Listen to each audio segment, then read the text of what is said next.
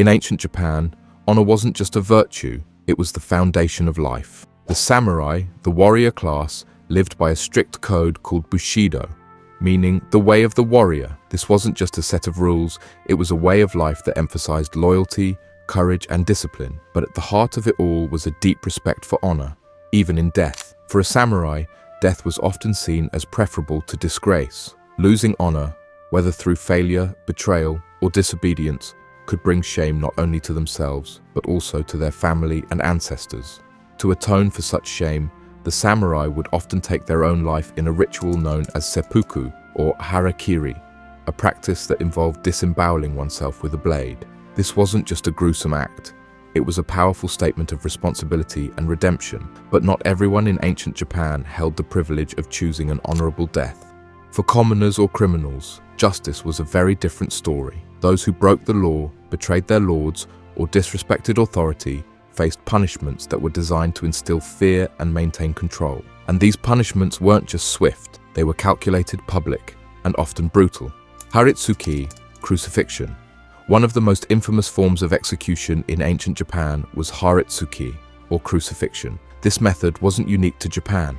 Crucifixion was practiced in other parts of the world, but the Japanese had their own chilling twist on it. Imagine being tied or nailed to a wooden frame, left exposed to the elements. Haritsuke wasn't about a quick death, it was about suffering.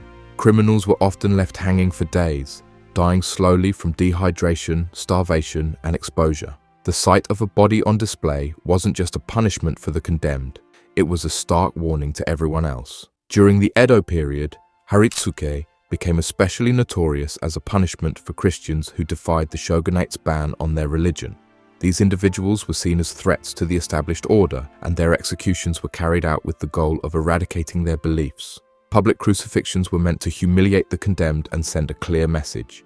Disobedience would not be tolerated. The method's cruelty wasn't limited to the act itself. Spectators often gathered to watch, turning executions into grim spectacles. For some, it was a reminder to stay obedient. For others, it was a moment of morbid curiosity. Jigai, female seppuku. While seppuku is often associated with samurai men, there was a separate, equally tragic ritual for women of the samurai class called jigai.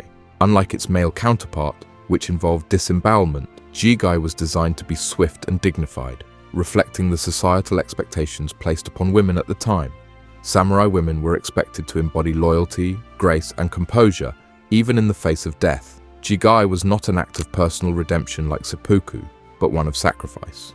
A woman would perform jigai to avoid dishonor, whether from the shame of capture during wartime or to uphold her family's reputation in times of disgrace. The method itself was chillingly simple. Using a small dagger, a woman would cut her carotid artery in the neck. This was chosen because it led to a quick death, sparing her prolonged suffering and ensuring she passed with dignity. One striking detail is that women would tie their legs together with a cord or sash before the act. This wasn't just a practical consideration, it was a deeply ingrained gesture of modesty, ensuring their body remained composed and presentable after death. The practice of jigai declined as Japan modernized, but its legacy offers a haunting glimpse into the roles and expectations of women in a feudal society ruled by strict codes of conduct. The boiling cauldron. Among the most horrific execution methods in ancient Japan was death by boiling. This method was as brutal as it sounds. Condemned individuals were slowly lowered into a cauldron of boiling water or oil, their screams echoing as a stark reminder of the cost of disobedience or betrayal. This punishment wasn't common, nor was it used lightly. It was often reserved for crimes considered especially heinous, like treason or acts of rebellion against the shogunate. The process itself was designed to be as much a spectacle as a sentence. The condemned were paraded through the streets to the site of execution, where the cauldron sat waiting. Crowds would gather, some out of fear, others out of morbid curiosity. The execution was slow and agonizing. The person being punished would often be partially immersed, with only their legs or lower body submerged at first. The executioners would prolong the suffering, ensuring the criminal's agony was witnessed by all. In some cases, the condemned were repeatedly lowered and raised from the boiling liquid, dragging out the pain. This wasn't just about punishment, it was about sending a message.